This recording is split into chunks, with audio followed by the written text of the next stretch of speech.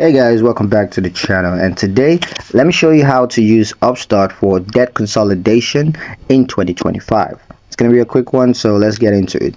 Now, debt consolidation with Upstart allows you to combine multiple debts into a single fixed rate loan, and you can use Upstart to consolidate debt in a couple of ways. The first thing you got to do is to check your loan rates.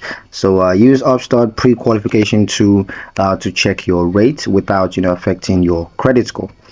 Compare the offered interest rates with your current debt, and then you're going to apply for a loan. So you can select the loan amount that covers your total outstanding debt, and then submit required documentations like proof of income and identity verification.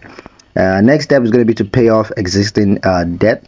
So once approved, Upstart may directly pay your creditors or deposit funds into your account for you to make payments. So you can go ahead and pay off high interest debt.